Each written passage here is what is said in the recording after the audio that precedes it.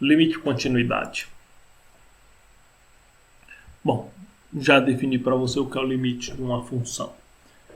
Agora vamos falar de um outro conceito que será muito útil aí para tudo em cálculo, que é a continuidade. O que é uma função contínua e o que não é uma função contínua? A continuidade é uma noção que ela existia antes mesmo de ser definida, né? Só que ela era de forma intuitiva, né? Se você fizer um gráfico lá de uma função e não acontece nada estranho, ela é contínua. Se não tem um salto, se não tem um buraco, é contínua. Então, né? Mais ou menos como esses desenhos. Só que aí alguém mais não precisa se definir isso de forma bem clara para entender o que é isso aí, tá? A definição mais simples de se entender é essa daqui. Uma função será contínua num ponto se ela for definida no ponto, se o limite dessa função com x tendendo a tal ponto existir e se as duas coisas forem iguais. É muito comum você encontrar só essa terceira no livro, porque a terceira resume todas, né? Seria impossível essa igualdade se esse cara não existisse ou se esse não existisse, tá? Mas na hora de verificar, pode ser que você verificar o primeiro item e já vê que não existe, né? Nem calcula o limite, né? Então, vamos lá. E se a função for contínua em todos os pontos de um intervalo, vai dizer que ela é contínua naquele intervalo. Se ela for contínua em todos os pontos do domínio, a gente vai dizer que é uma função contínua. Vamos lá. Essa função aqui é contínua em x igual a menos 5? Não.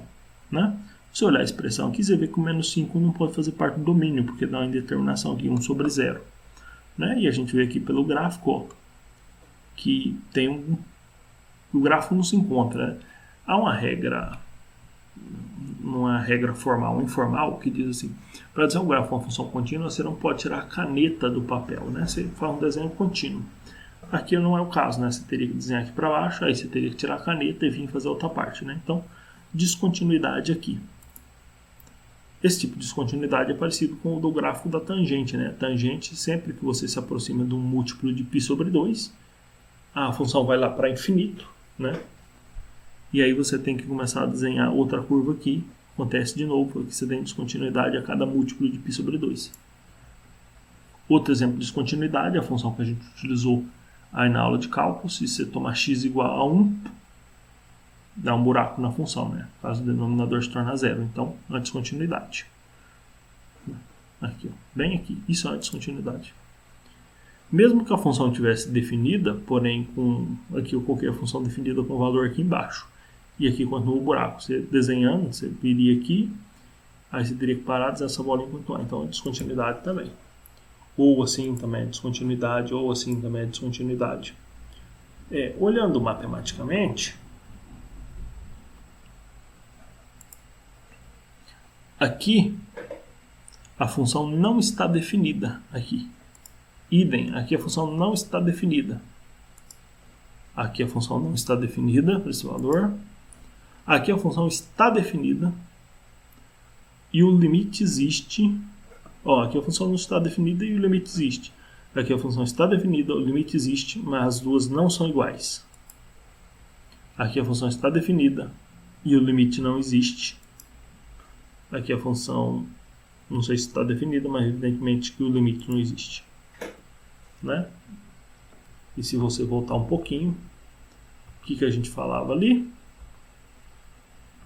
Falávamos que a função tem que estar definida, o limite tem que existir e que as duas coisas têm que ser iguais, né?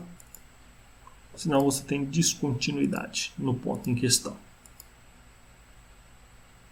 Alguns exemplos de funções são contínuas em todo o seu domínio.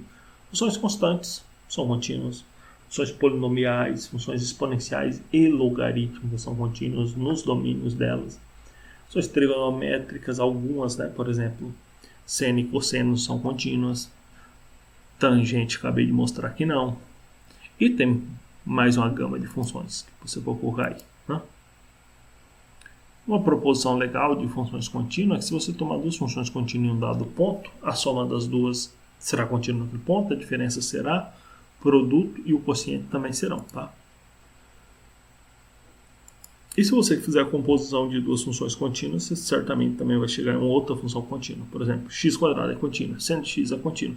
E o seno de x ao quadrado não tem outro caminho a não ser contínuo também. De novo, façam muitos exercícios do Guidorize e do cálculo A. Você escolhe. Se você está com dificuldade, pega o calcular. Se está tranquilo, pega o guidonizo.